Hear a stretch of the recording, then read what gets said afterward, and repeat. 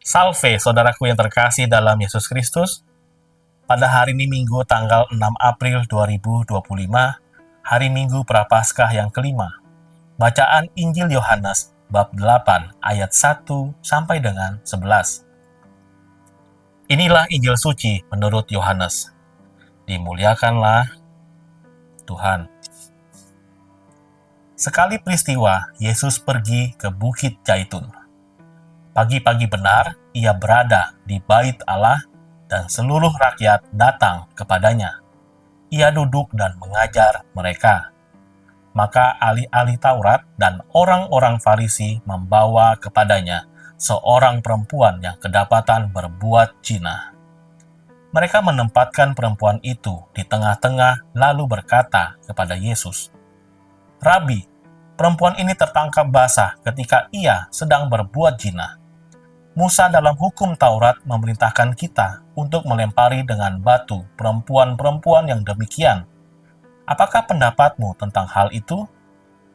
Mereka mengatakan hal itu untuk mencoba Yesus supaya mereka memperoleh sesuatu untuk menyalahkannya.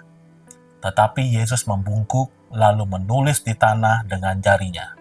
Dan ketika mereka terus-menerus bertanya kepadanya, ia pun bangkit berdiri lalu berkata kepada mereka, "Barang siapa di antara kamu tidak berdosa, hendaklah ia yang pertama melemparkan batu kepada perempuan itu." Lalu Yesus membungkuk lagi dan menulis di tanah.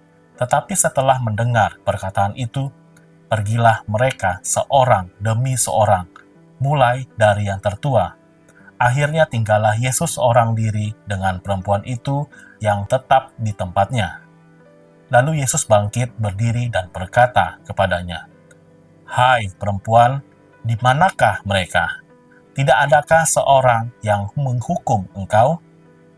Jawab perempuan itu, "Tidak ada Tuhan." Lalu kata Yesus, "Aku pun tidak menghukum engkau. Pergilah dan jangan berbuat dosa lagi, mulai dari sekarang." Demikianlah sabda Tuhan. Terpujilah Kristus.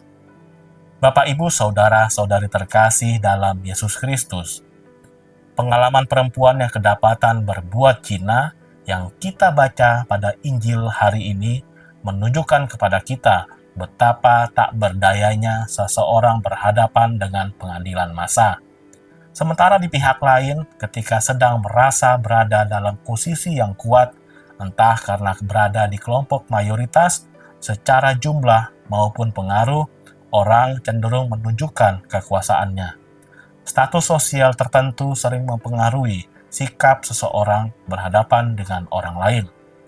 Relasi kuasa yang timpang sering membawa korban. Yesus tahu itu karena Yesus hidup, melihat, mendengar, dan bisa berempati dengan kaum marginal. Ia menunjukkan kepada kita sikap berhadapan dengan pendosa. Belas kasih dan pengampunan yang Yesus tunjukkan adalah momentum kelahiran kembali, sebuah kesempatan kedua kepada si wanita. "Aku pun tidak menghukum engkau. Pergilah dan mulai sekarang jangan berbuat dosa lagi," kata Yesus. Kerahiman Allah memberi pengampunan dan memulihkan kembali martabat kita. Marilah kita mampu menahan diri untuk tidak menghakimi orang lain dan bijaksana dalam mengambil setiap keputusan. Tuhan Yesus memberkati kita semua. Amin.